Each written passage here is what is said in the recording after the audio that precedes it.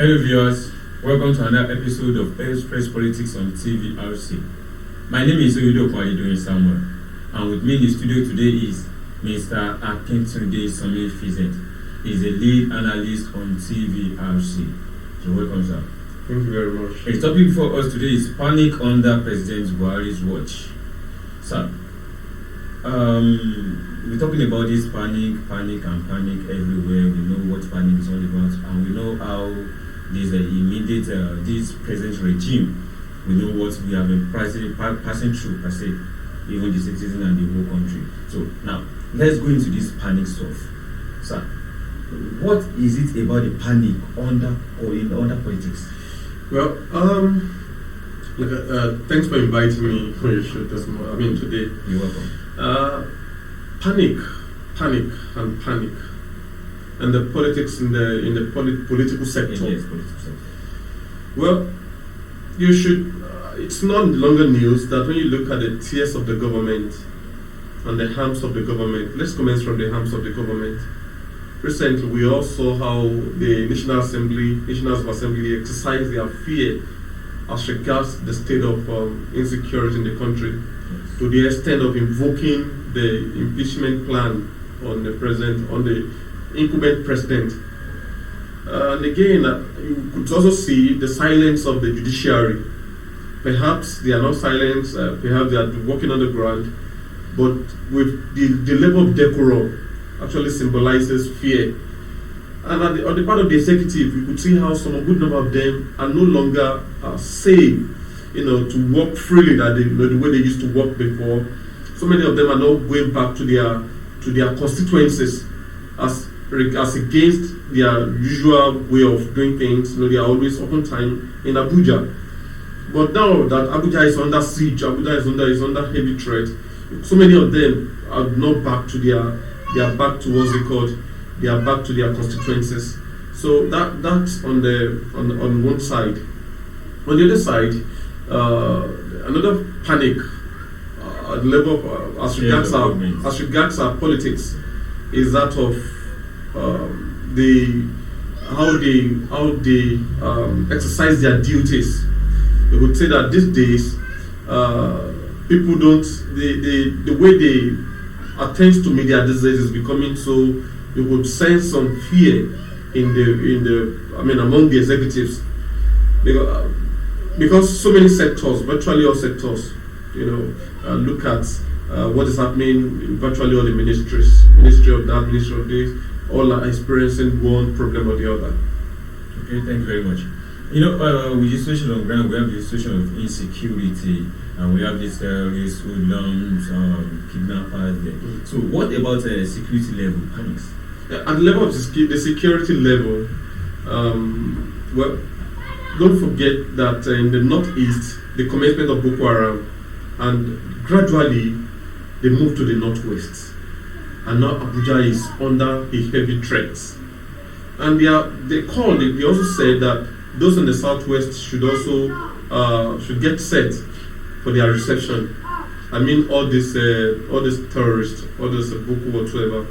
So the point is, even at the level of security, don't forget again recently that the head of military, so many heads among the chief of army staffs, the one in charge of Navy, and also the one in charge of the Air Force. So many of them came together recently while the president called for an emergency meeting. And the report thereof was, what we heard thereof was that virtually all the commanders were all changed. So I know most likely some will be stopped, from being part of any kind of activities. So you could also sense some fear.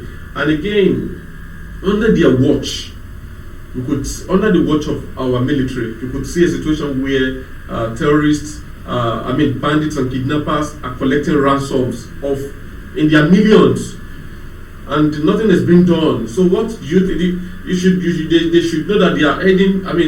They are heading for crisis, because the citizens will hold them accountable. They will hold them responsible, because those that are paying this money, they are not aliens. They are also citizens of this country. Some, their family will go to the length of selling all the properties take. Was it not on this same show that we talked about the bread seller who was kidnapped? And we're talking about. Tell me who paid for the ransom of that lady. So this is not a problem. It's not a problem affecting the rich alone. There's a problem affecting both the rich and the poor. And not until we are all serious about it, I don't know where we are heading to. All right, thank you, Mr. Kintunde. But let's take a look at this aspect. Do you think there is a panic in the educational sector in Nigeria? Oh, there should be. Myself, your guesses are as good as mine. A heavy panic.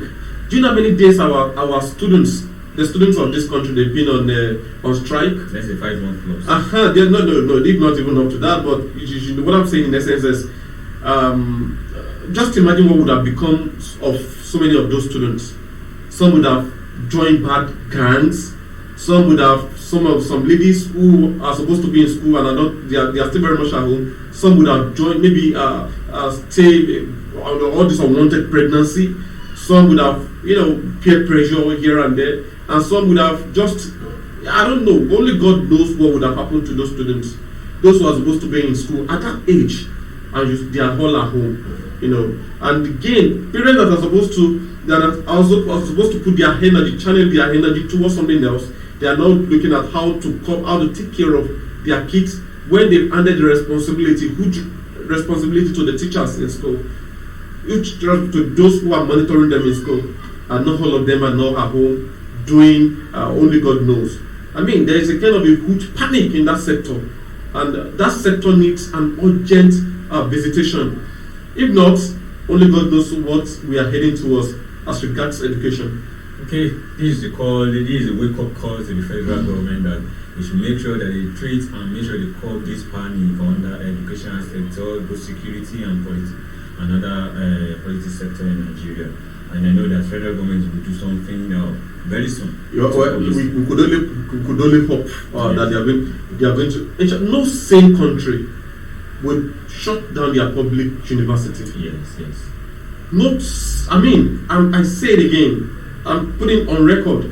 No sane country will shut down their public sector. Not even public sector, any educational sector, because that's where the future of this country are being shaped.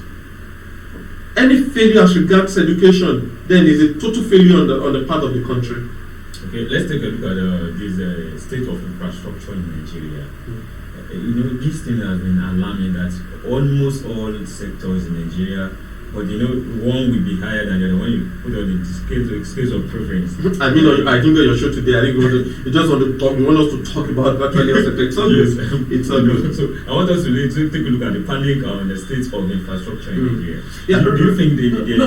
Recently, I think where the Minister of Housing and Works was talking about the Ibadan Expressway being given maximum attention, and they were bombarding the roads, and he was also talking about the second Niger bridge. I have a question: is that the only road that needs an urgent attention? My brother, go to Akure to Ado-Ekiti. That road is totally a mess.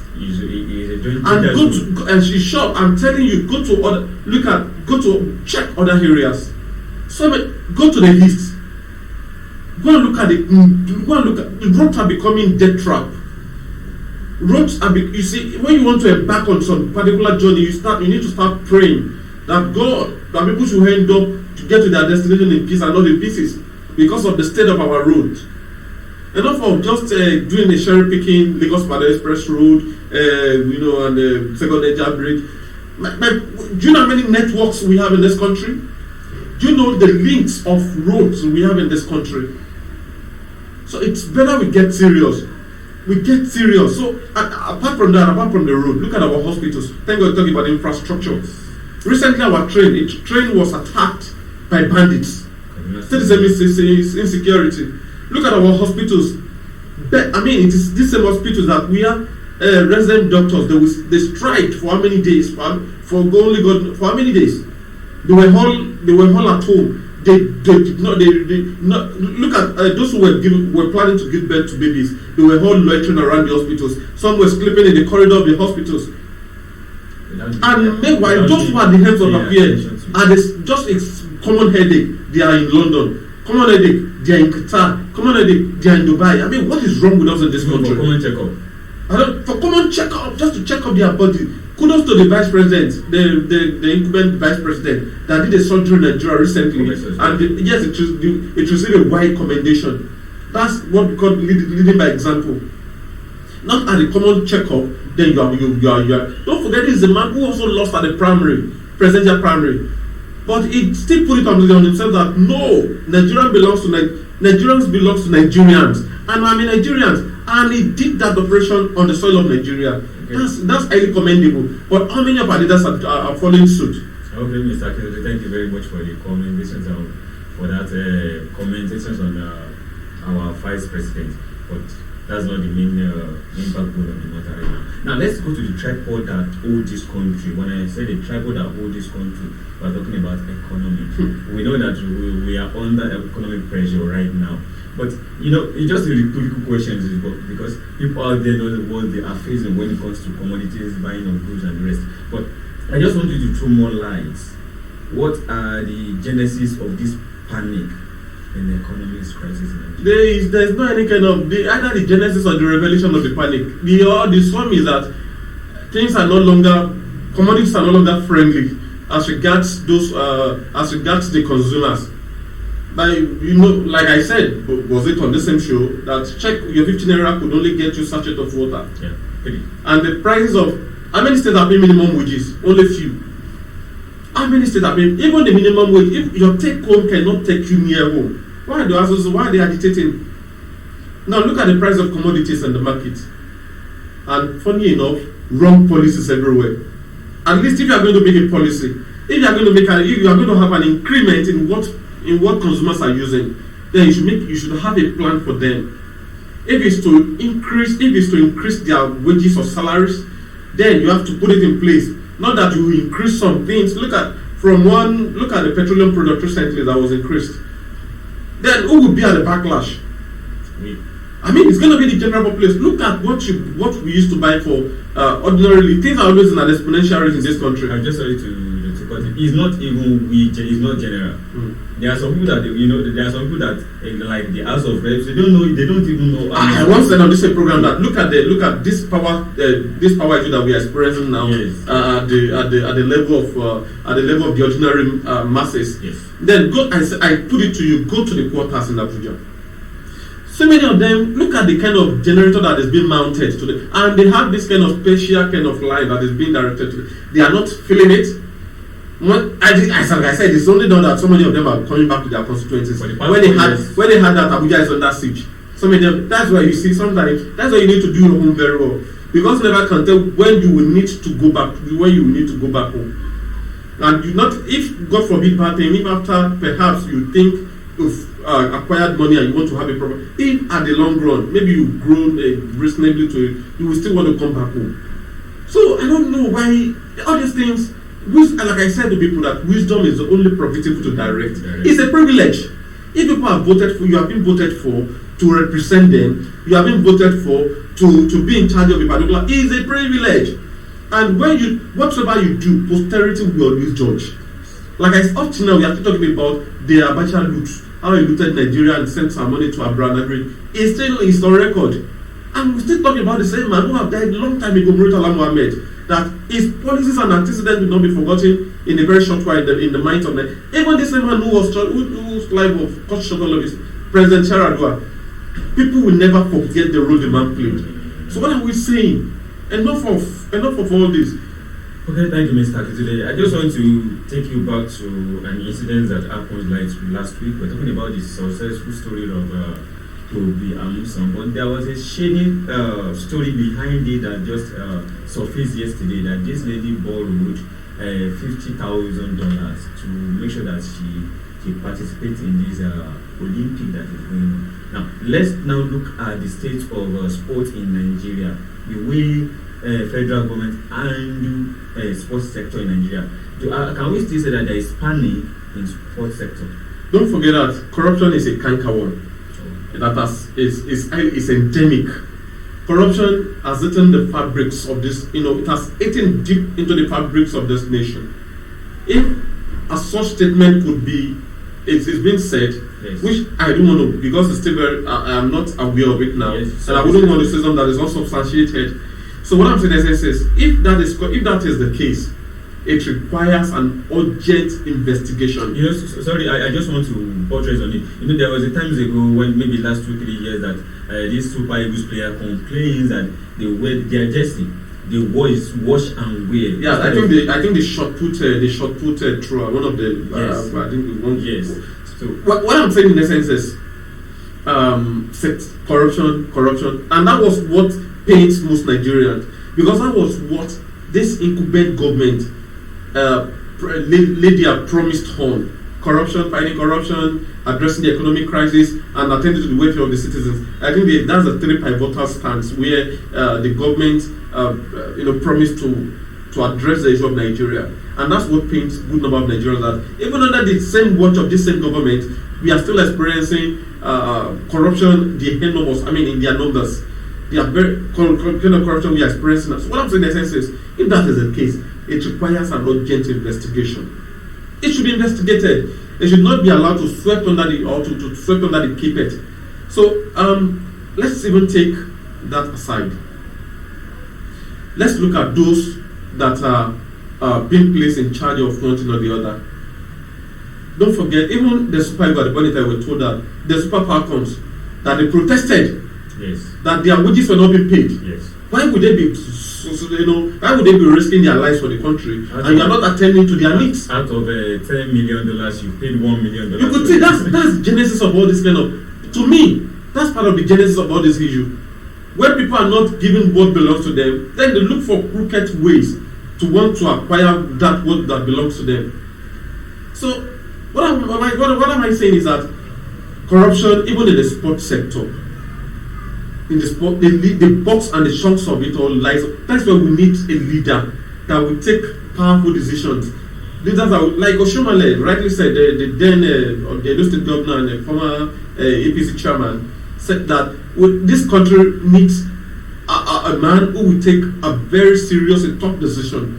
This kind of president that we need, but not just a tough decision, and they have to, we have to look at other parameters also for him to emerge, not just being tough in the side alone. So what I'm saying in essence is, all in the sports sector, in any sector, we must wake up and take a decisive decision to move this country to a greater height. All right, thank you. I can't just leave. I can't just go without asking these questions. This is one of the reasons why even I am here in the studio when we're talking about transportation. The amount you bought before, maybe you bought the distance you bought at the rate of 15 before is now coming at a of 150, 200, even 200 at times. Now let's take a look at the panic under transportation sector in Nigeria. So what can you say about it? Well, it's still part of the economic crisis. Yes. You will not buy whatsoever you buy is what you sell. So what I'm saying in essence is, the cars are not running on waters. They are not running on just liquid water. They run some petroleum products, petrol, PMS.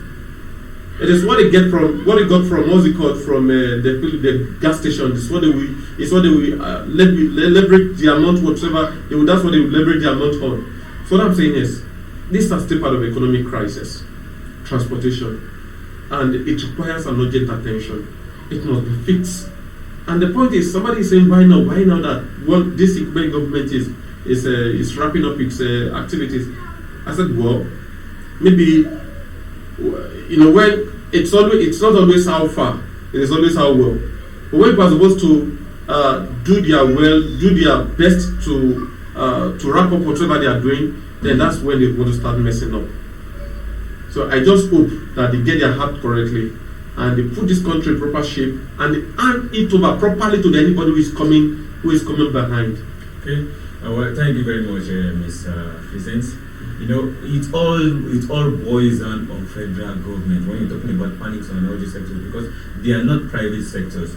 They are federal government owns. Federal government controls all these sectors, be it security level, education level, infrastructure, economic support, and transportation.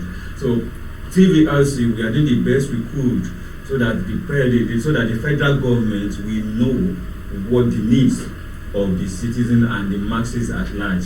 And this is where we draw the curtain today. Once again, thank you very much, Mr. It's a pleasure. Having you in the studio is awesome. Yeah, and I know when next we need you, you'll be here for us. Thank you very much, viewers. And here is where we draw the curtain. Once again, my name is Oyedepo Samuel. And stay tuned to another episode of Express Politics. Bye for now.